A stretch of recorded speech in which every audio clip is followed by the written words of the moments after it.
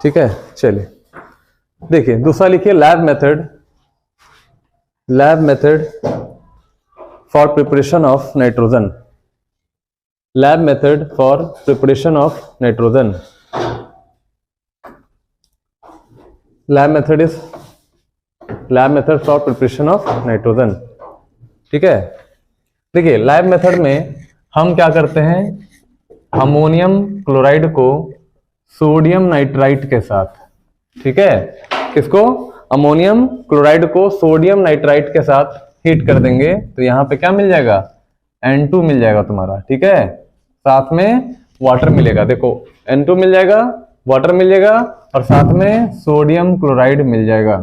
तो यहां से आपको नाइट्रोजन जो गैस है वो आपको ऑब्टेन हो जाएगा। ठीक है, दूसरा NH4NO2 अमोनियम नाइट्राइट, इसको क्या बोलते हैं, अमोनियम नाइट्राइट को हीट कर लो। ठीक है, तो अमोनियम नाइट्राइट को अगर हम हीट कर लेंगे तो अमोनियम नाइट्राइट को हीट करने से क्या मिलेगा, नाइट्रोजन गैस दे देगा। ठीक है, और साथ में NO2 गैस मिलेगा। हो गया, तो ये हो गया लैब मेथड में बनाने का तरीका। दोनों से देखो नाइट्रोजन ऑब्टेन हो रहा है, N2 गैस ऑब्टेन हो रहा है। एक और तरीका होता है अमोनियम डाइक्रोमेट को हीट करने के बाद हमें नाइट्रोजन मिलता है, NH4 whole twice Cr2O7। This is called ammonium dichromate. Ammonium dichromate, इसको क्या करना होगा, हीट कर देना होगा। तो यहां से भी आपको निकल जाएगा क्या, N2, ठीक है, प्लस Cr2O3, ये हमारा ग्रीन कलर का एक प्रेसिपिटेट बनता है और साथ में Cr2O3 और साथ में क्या निकल जाएगा, वाटर निकल जाएगा। ठीक है ना, देखिए ये ऑरेंज कलर का, देखिए अमोनियम डाइक्रोमेट जो है यहाँ पे ऑरेंज कलर का होता है। ठीक है, नोट कर लो, अमोनियम डाइक्रोमेट को भी हीट कर सकते हैं और ग्रीन कलर का हमारा रेसिड्यू मिलेगा। ठीक है, अब देखिए purest form of nitrogen can be obtained by heating azides,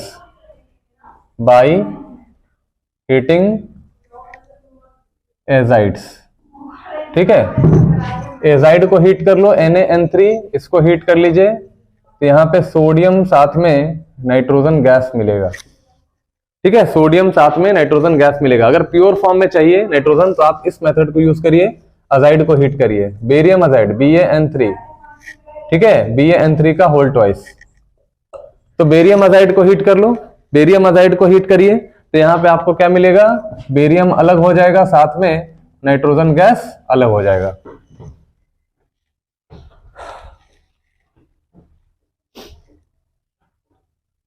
तो ये आपको कहेगा कि प्योर फॉर्म में बताइए क्या मेथड है, तो एजाइड को हीट करने के बाद हमें क्या होता है, सोडियम अजाइड, इसका नाम क्या है बोलो, सोडियम एजाइड। ठीक है, ये तरीका हुआ, सोडियम अजाइड को आप हीट कर लीजिए।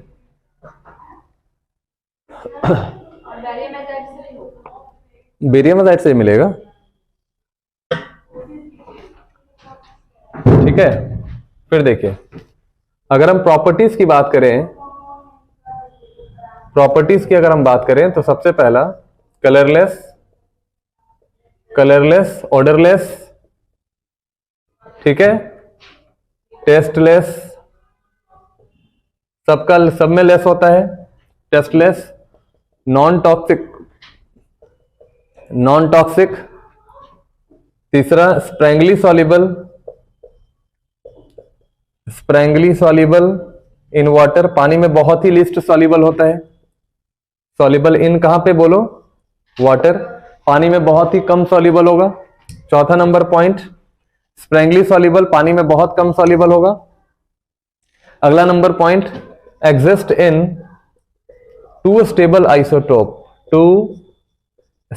आइसोटोप्स में एग्जिस्ट करेगा, नाइट्रोजन 14 एंड नाइट्रोजन 15, ये दो इसका स्टेबल आइसोटोप होता है ना। तो इस बात को ध्यान में रखिएगा, colourless, odourless, tasteless, non toxic, ठीक है, स्प्रैंगली सॉल्युबल इन वाटर, पानी में बहुत ही कम सॉल्युबल होगा,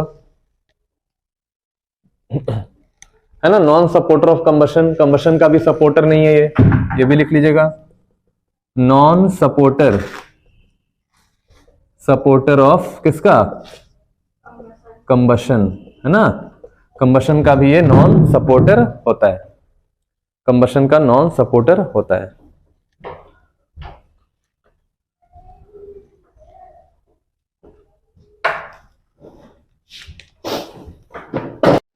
चलिए हेडिंग लगाएंगे, chemical properties of nitrogen, dinitrogen, chemical properties of dinitrogen. देखिए, nitrogen is chemically inert, inert at room temperature, room temperature पे ये केमिकली इनर्ट होता है, वेरी लेस रिएक्टिव होता है। इनर्ट का मतलब यहाँ पे याद रखिएगा, इनर्ट समझ में नहीं आता जल्दी, लेकिन आपको बता रहे हैं यहाँ पे ये very less reactive, very less reactive, active नहीं है ये, है ना। तो नाइट्रोजन केमिकल इनर्ट होता है रूम टेम्परेचर पे। इसका रीजन क्या है, ये भी क्वेश्चन के फॉर्म में भी ये आपको दिया जा सकता है। Why nitrogen is chemically inert at room temperature, इसका ये क्वेश्चन भी बनाया जा सकता है। तो देखिए उसका रीजन क्या है, रीजन इज दैट कि NN triple bond has very high bond dissociation enthalpy, ठीक है, इंथैल्पी याद रखिएगा। NN ट्रिपल बॉन्ड का जो बॉन्ड डिसोसिएशन इंथैल्पी होता है, बॉन्ड को तोड़ने में जो एनर्जी लगता है ये काफी ज्यादा लगता है, that is approximately 941 kilo joule per mole का एनर्जी इसको देना पड़ता है, ठीक है। तो जनरल टेम्परेचर तो हमारा होता नहीं है इतना, है ना। तो 941 किलो जूल पर मोल की एनर्जी इसको देनी होगी, तब जाकर ये बॉन्ड जो है वो ब्रेक करेगा, टूटेगा, है ना।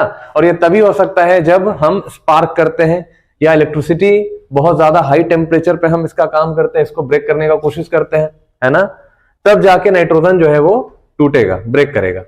तो मान लीजिए एट हाई टेम्परेचर अगर हम इसका कुछ रिएक्शन देखना चाहते हैं तो जनरल टेम्परेचर पे तो होगा नहीं, तो एट हाई टेम्परेचर पे क्या होता है, एट हाई टेम्परेचर कुछ एलिमेंट्स आपके कंबाइन करते हैं, जैसे लिथियम, ठीक है ना, लिथियम कंबाइन कर सकता है, ठीक है ना, मैग्नीशियम कंबाइन कर सकता है। ये जितने भी एलिमेंट्स हैं लगभग ये सब जो एलिमेंट्स हैं जो जनरली कोवलेंट नेचर के होते हैं, ये आसानी से कंबाइन कर सकता है। जैसे लिथियम की अगर हम बात करें, देखिए लिथियम की बात करें तो नाइट्रोजन के साथ ये कंबाइन करके Li3N देता है, भूलिएगा नहीं, लिथियम नाइट्राइड, इसका नाम क्या है, लिथियम नाइट्राइड, सही है ना। उसी तरह से देखो आपका मैग्नीशियम है, मैग्नीशियम नाइट्रोजन के साथ रिएक्शन कराओ तो Mg बताओ क्या बनेगा, Mg3N2, ठीक है। मैग्नीशियम का वैलेंसी 2 और नाइट्रोजन का वैलेंसी 3, क्रॉस मल्टीप्लाई होता है तो मैग्नीशियम नाइट्राइड यहां पे बन जाता है, मैग्नीशियम नाइट्राइड बनता है, सही है ना। तो देखिए हाई टेम्परेचर पे ये कांड होता है, लिथियम नाइट्राइड बनाता है, मैग्नीशियम नाइट्राइड बनाता है ना। तो ये सब हाई टेम्परेचर पे ऐसा काम होता है। हम जब हाई टेम्परेचर देते हैं तो जाकर लिथियम कुछ एलिमेंट के साथ कंबाइन कर सकता है, कंबाइन करता है, ठीक है ना। उसके बाद मैग्नीशियम भी कैल्शियम का ही बना लो, कैल्शियम भी आपका नाइट्रोजन के साथ कंबाइन कर सकता है, Ca3N2 कैल्शियम नाइट्राइड, है ना, ये भी बना सकता है कैल्शियम नाइट्राइड, ठीक है। देखिए अब ये जो नाइट्राइड्स बने हैं, है ना, नाइट्राइड्स जो होते हैं, nitrides can easily hydrolysed even in cold water, even in कहां पे, ठंडे पानी में, कोल्ड वाटर में भी आपका ये हाइड्रोलाइज हो सकता है। जैसे मान लीजिए आपने यहाँ पे मैग्नीशियम Mg3N2 का हाइड्रोलिसिस कर लिया, ठीक है, तो ये बनाएगा आपका मैग्नीशियम हाइड्रोक्साइड। क्या बनाएगा? Magnesium hydroxide. नाइट्राइट का हाइड्रोलिसिस कर रहे हैं और साथ में अमोनिया इन गैस फॉर्म ये रिलीज हो जाएगा, है ना, अमोनिया आपको फॉर्म कर देगा यहां पे।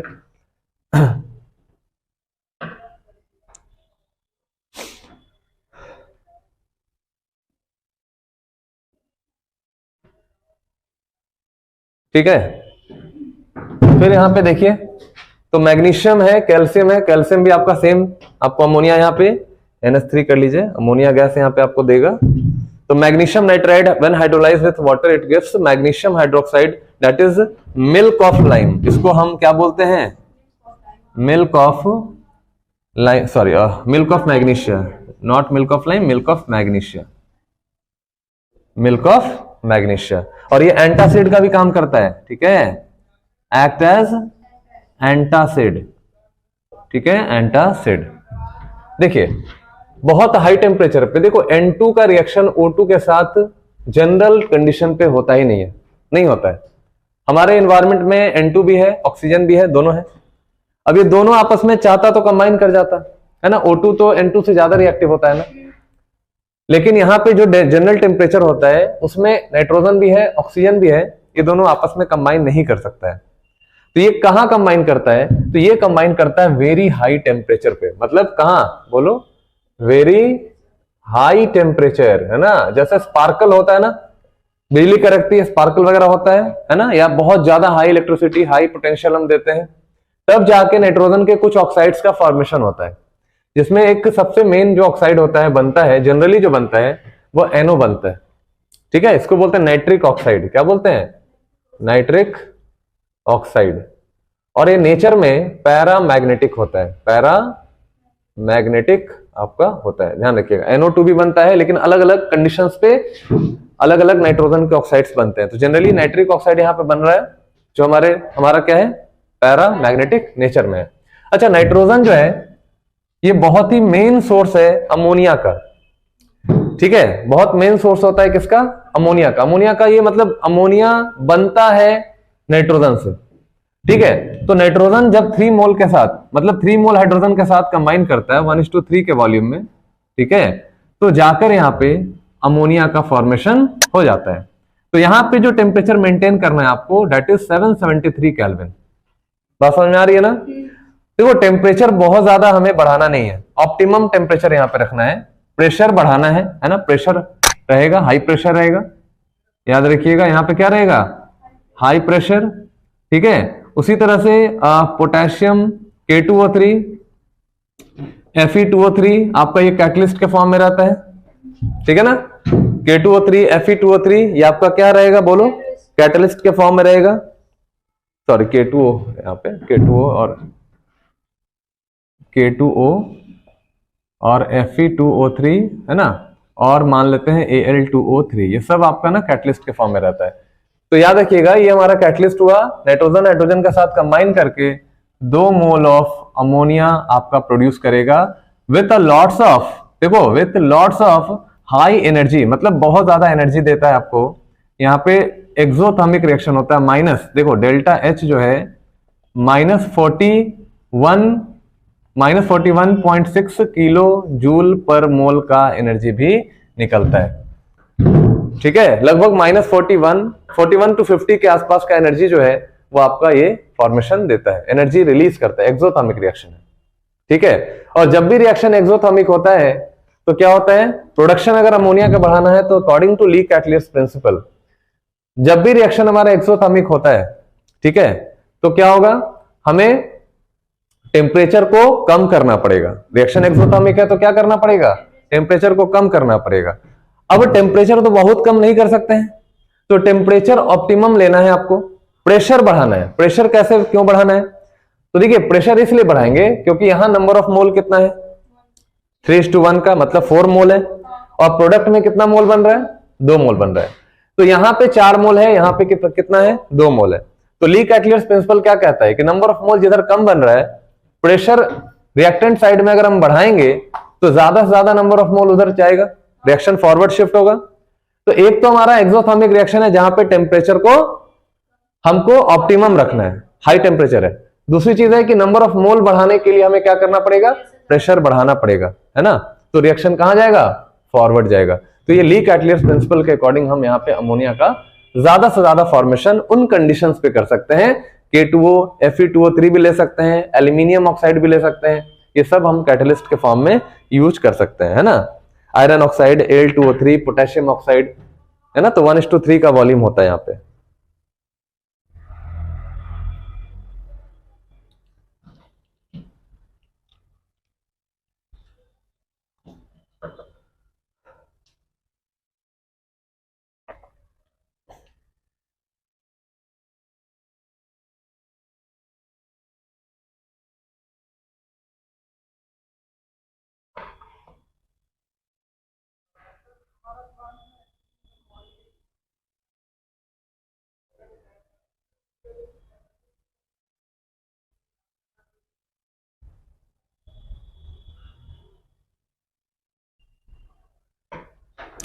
ठीक है देखिए नेक्स्ट में देखिए,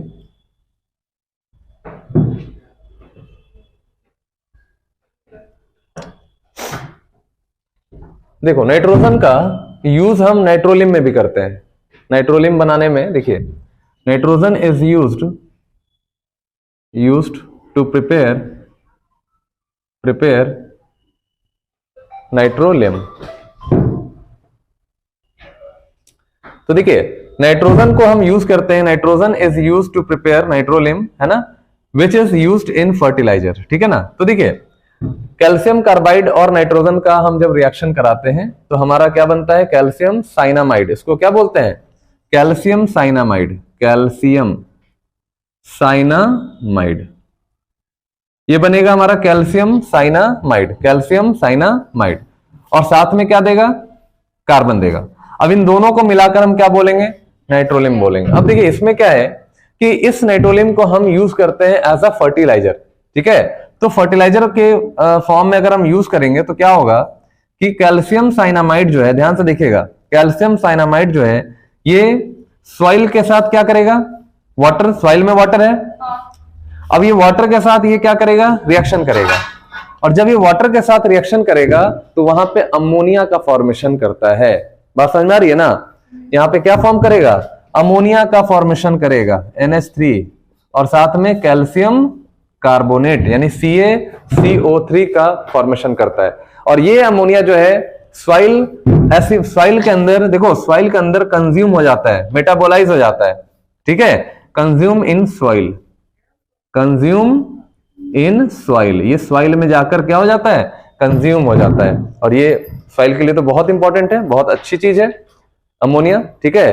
तो यह ध्यान रखिएगा कि कैल्शियम साइनामाइड वाटर के साथ रिएक्शन करके ये आपका अमोनिया का फॉर्मेशन होता है। और अमोनिया तो काफी ज्यादा, ammonia is used as fertiliser, है ना, और ये कंज्यूम हो जाता है सॉइल में along with the formation of calcium carbonate, है ना। स्लोली हाइड्रोलाइज होता है, ऐसा नहीं कि बहुत फास्ट होता है। यहाँ पे लिख लेते हैं स्लो हाइड्रोलिसिस है ना, स्लो हाइड्रोलिसिस हो रहा है, नोट करिए, इन फॉर्म ऑफ अमोनिया। ये कुछ रिएक्शंस है जिनको आपको याद रखना है, बहुत इंपॉर्टेंट है। हाँ, कैल्शियम कार्बोनेट आपका ये सॉल्ट है एक्चुअली में, ठीक है, लेकिन ये बेसिक सॉल्ट है। ये सॉल्ट कैसा है, ये बेसिक सॉल्ट है, बेसिक सॉल्ट, ठीक है ना, बेसिक सॉल्ट है। हाँ बेसिक सॉल्ट है, कैल्शियम कार्बोनेट भी यूज होता है, ठीक है। तो कैल्शियम यहाँ पे क्या है, कैल्शियम आया है स्ट्रॉन्ग बेस से, और कार्बोनेट आया है कार्बोनिक एसिड से, तो वो तो वीक है। कैल्शियम आया है स्ट्रॉन्ग बेस से, तो ये बेसिक सॉल्ट होगा, है ना, नोट करिए।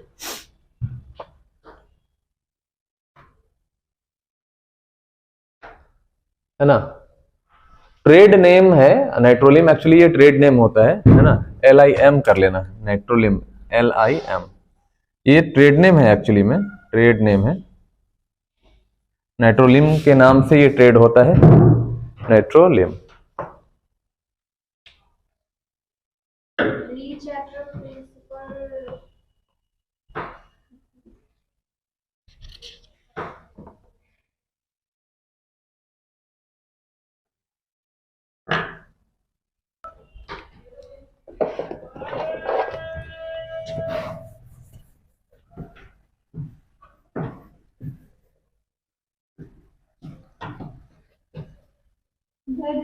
हाँ